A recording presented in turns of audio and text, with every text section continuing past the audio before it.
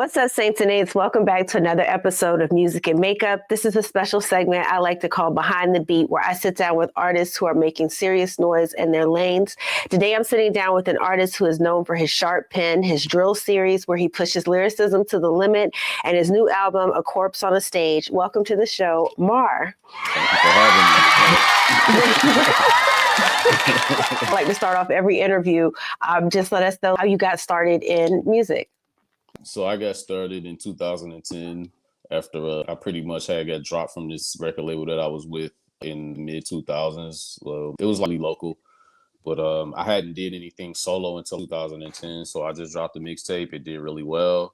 And like I said, I've just been trying to figure it out ever since then, just going through the motions of trying to get out of Detroit or make it out of Detroit, so to speak. How did growing up in Detroit, how did that influence your sound? Because I just now got into Detroit house music.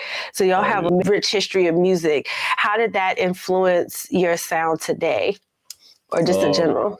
It had a really big effect on my ears as far as music go, because I find that a lot of times my palette or threshold for different sounds and music is more wider than most people from other areas. So I like a lot of different shit, I'm saying, and I feel like that's because of where I'm from. I think we spent a lot of time here trying to find our identity as far as rap music is concerned. So we went through a lot of different changes. The Detroit music that's coming out now that most people hear on the mainstream is something that we've been listening to for a while. But then we had that whole era where Lem and Big Sean and they was doing their thing, and that was a completely different sound than what we have now. So it's a mixed bag here as far as that go, and that's just because of where we're at on the map pretty much. What were some of the challenges that you faced in the earlier days, maybe finding your sound or getting studio time or building connections? Studio time was really challenging. When I started, shout out to my boy Dre Skills, that's my man's. He was recording all of my stuff, and then we fell off with that a little bit. And then I started going to different studios around the city. And I quickly realized I ain't gonna be able to sustain this because these prices was getting steep out here. Once it got up to $100 an hour per session, I'm like, man, all right, I got to figure this out. You know what I'm saying? Because I wanted to push music how I'm pushing it now. I wanted to do that years ago, but studios hold me back. So best thing I ever did was invest in my own setup at the house, which turned into a podcast studio that I have with a friend of mine. Shout out to Trez. And that's what I've been working out of for the last 2 years. So that was the biggest challenge for the most part. But now that we over that, now it's just like all this music is coming out now. And who were some of your biggest influences when you were coming up music-wise? I would say initially when I was a kid, I liked a lot of down south and West Coast. But then as I got older, I started to appreciate more East Coast.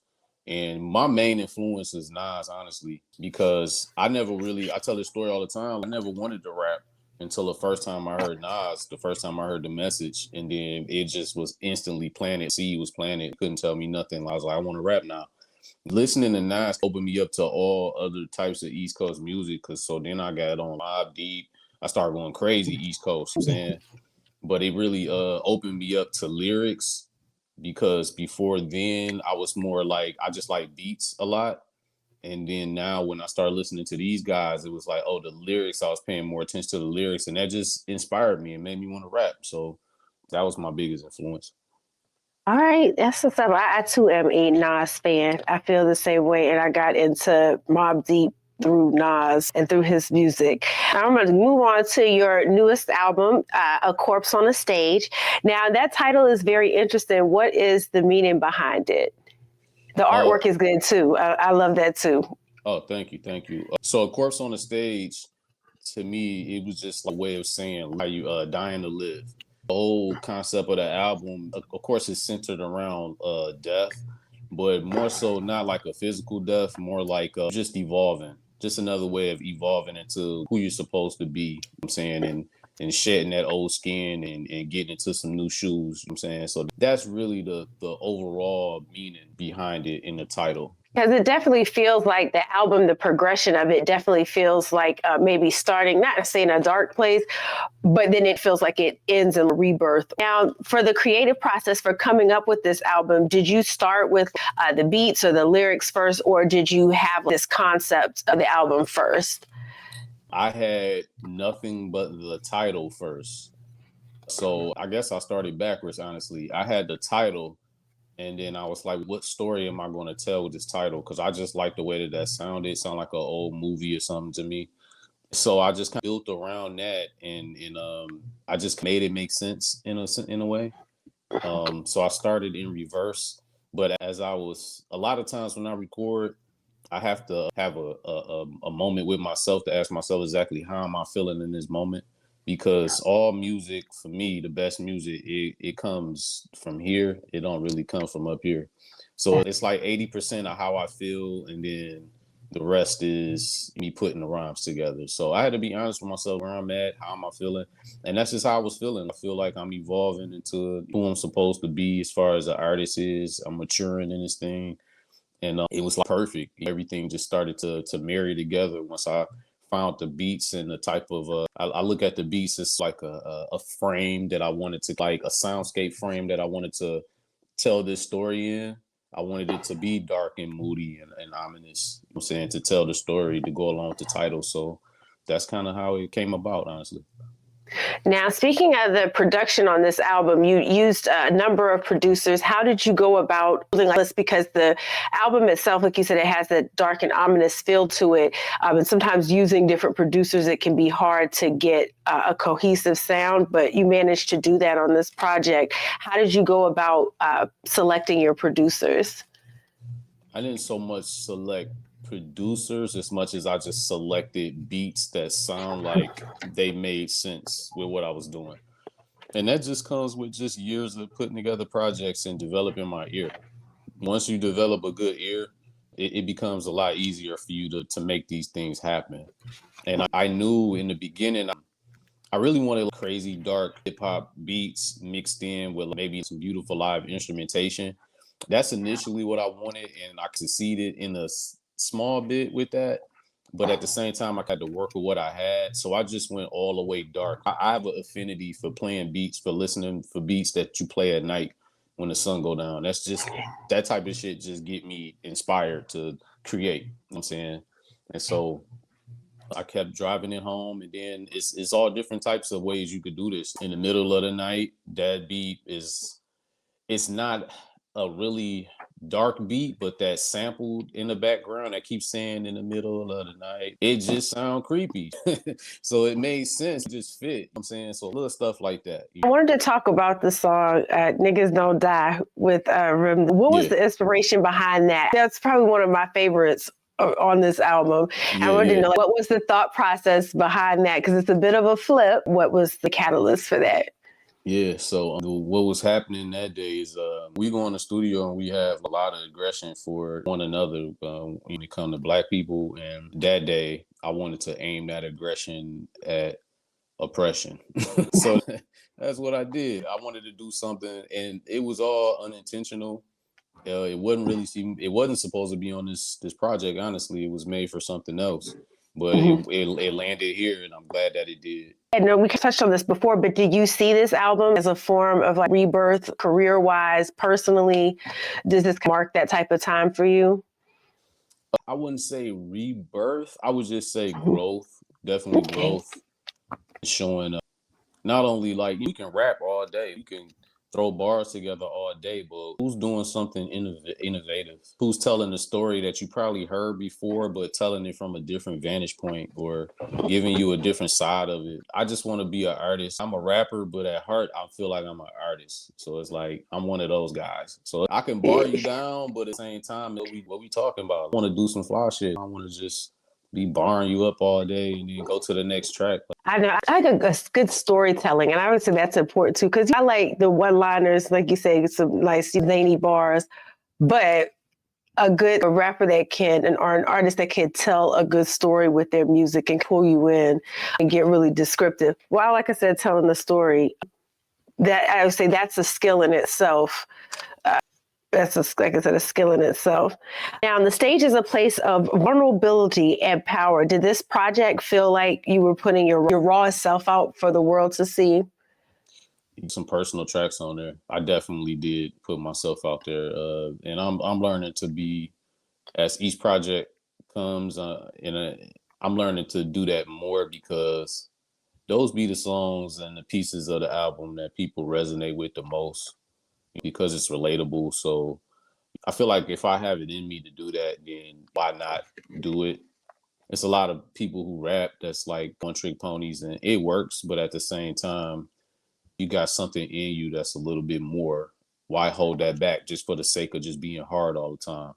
I'm saying, instead, just do something creative with it. Was there a particular song on A Corpse on a Stage that tested you creatively or emotionally?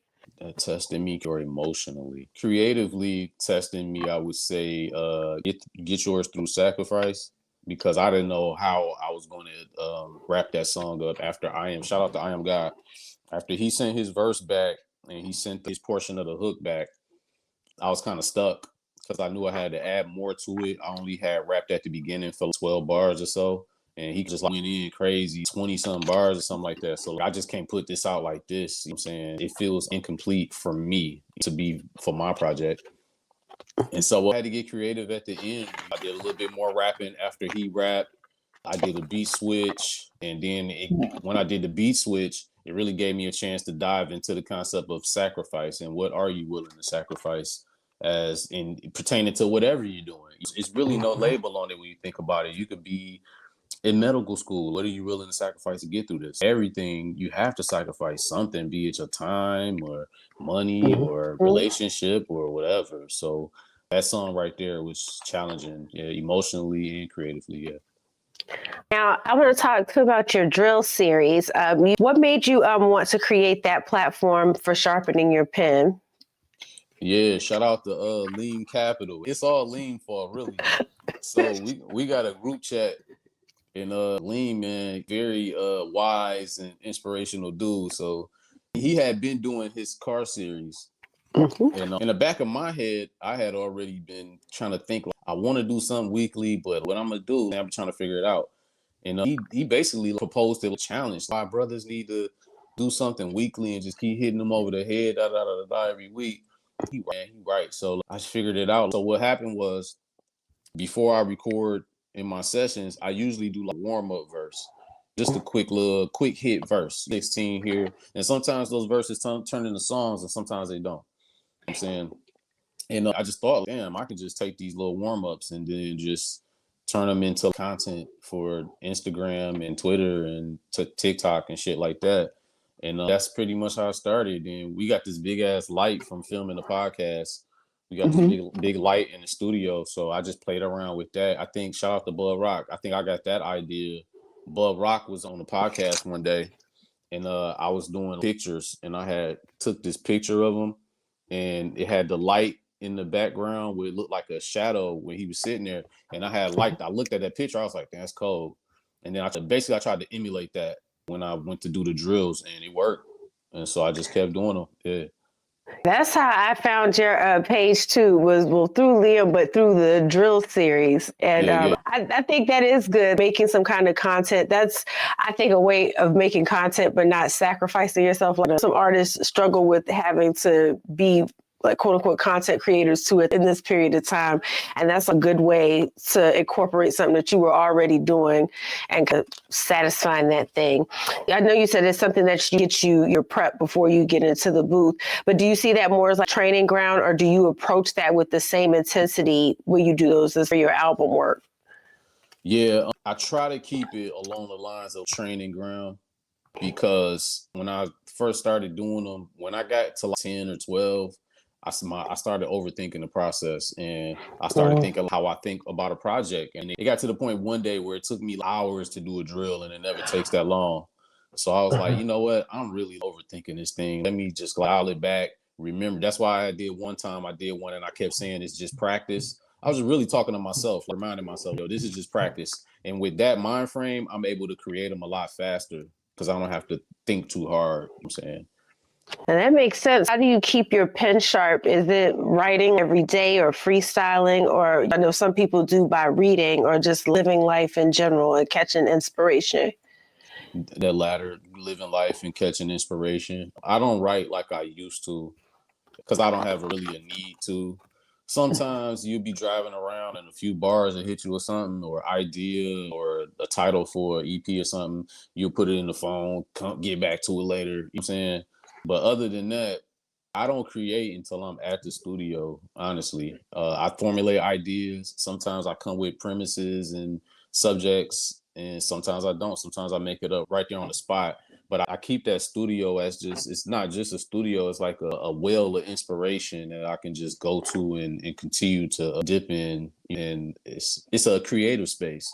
So that's what I use it for. And staying away from it is really how I keep myself sharp, because I don't want to oversaturate my ear too much, because that could happen. You get burnt out. How do you handle blocks and burnouts like that? Do you ever have to sometimes take breaks, or what do you do when you get those types of moments? I don't really get those because I'm not doing it every single day. I'm not, I can't wait to get to the studio most days. Now, I will say sometimes I feel like I might be running out of gas. And that's when it's like, I feel like, all right, let me scale it back. Maybe I go to the studio and I just listen to samples all day or chop up movie samples or something instead of actually rapping. But for the most part, especially for the past year, I've been producing at an alarming rate. Honestly, I've pretty much been inspired. I've been in my bag for real. Who are some producers that have influenced your sound? As far as production, that's tough because, Or I'll say, so who are some of your favorites or some producers that you like? I'd rather say that. of course, I like Alchemist. I think Alchemist is one of the GOATs right now. But I've been saying that for a long time. Everybody, anyway. I'm with you. I agree. But it's not nothing out of the ordinary like the regular guys. Alchemist, Madlib, of course, Jay Dilla, I'm from. Yeah, it's usual suspects, man. It's not nothing out of the way. That somebody that I think is dope that don't nobody know of. When did you start making beats? Was it at the same time that you started rapping? No, I don't make beats as often. I was making them around the times I started rapping. I was heavy into making beats, but I fell off with that a lot. What I do now is I just chop up samples sometimes and add little things to them. I did Death Around the Corner on this album, but I basically just chopped up a sample. I EQ'd it for the drums to sound a certain kind of way, and then I added this little crazy laugh in the background to make it feel more ominous. But just little shit like that, I just do that when I'm feeling inspired to do it. Are you able to use that in your rapping or in your music?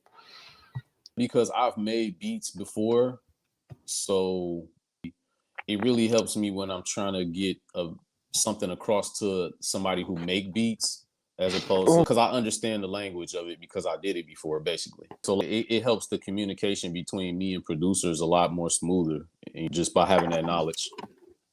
And if you could offer advice to anyone that was getting started in music, what would it be? Oh, that's tough.